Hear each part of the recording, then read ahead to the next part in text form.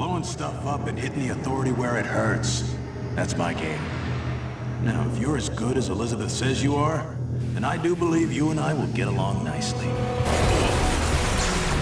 With Rage, we've blown out the experience. We have a much larger world. We have very unique environments. We have various gameplay experiences. Rage is more than just a first-person game. It's a complete experience.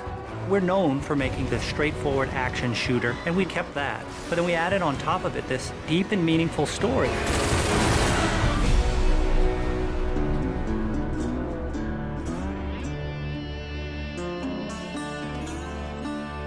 So the story of Rage. We had the setting, we knew we wanted to have it on Earth, then we had to decide how we would destroy the planet. And we actually found that there's a real asteroid, which is called Apophis, which will pass by the planet around 2036. So in the fictional world of Rage, when the governments of the world discovered that Apophis would hit us and destroy most of civilization, they initiated a program called the Eden Project. So the game starts out where you are an Ark survivor. You are one of those people buried in 2036. Your Ark emerges from the ground 100 years later. Unfortunately, you're the only one that survives in your Ark. So when you step out, you are alone. And it's this post-apocalyptic world that you rise up in, and it's this twisted version of the reality you used to know, and you really don't know what to expect. Current position unknown.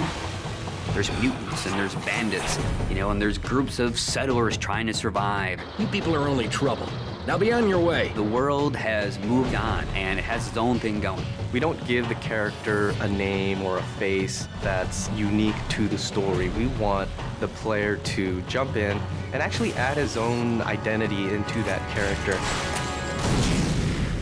So when you step out of your Ark in Rage, you have no idea what your role in the bigger conflict will be.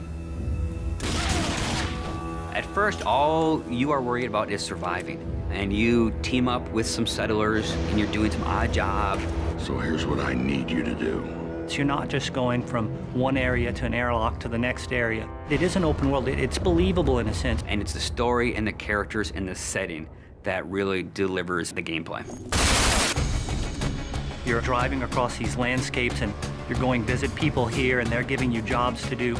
And as you head out of your safe zone, you enter like a combat area.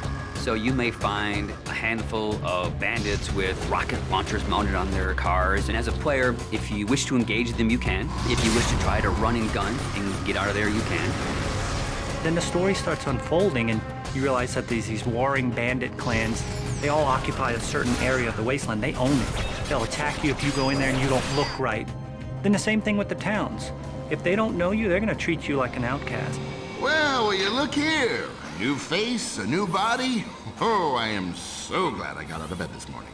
You start learning about these crazy mutants who they don't even like each other, much less you, much less the bandits. And then you learn about this other faction, the Authority, and they start playing a bigger and bigger role in the story. They are trying to control the wasteland and set the direction of mankind. That's the truth. And that's what people need to know. So there's a small group of people called the Resistance that are fighting against the Authority. The Resistance discovers you. And everyone knows that Ark survivors have a certain specialness to them. You got all those little computers racing around inside you. As you move through the story and you become more important and people start to take notice of you, so does the Authority. As you, the player, get your weapons and start interacting with the characters and start fighting all the bad guys in the world, you understand what your role is in the world. So, you're the new team member. The story in a game really gives meaning to the action. It creates the setting that all the gameplay exists on. And if you have a compelling story and you have compelling action and ways to drive the player forward, it just creates a richer experience and a more complete package. But it's always about, again, something new around every corner, and you really have to stay on your toes in the wasteland.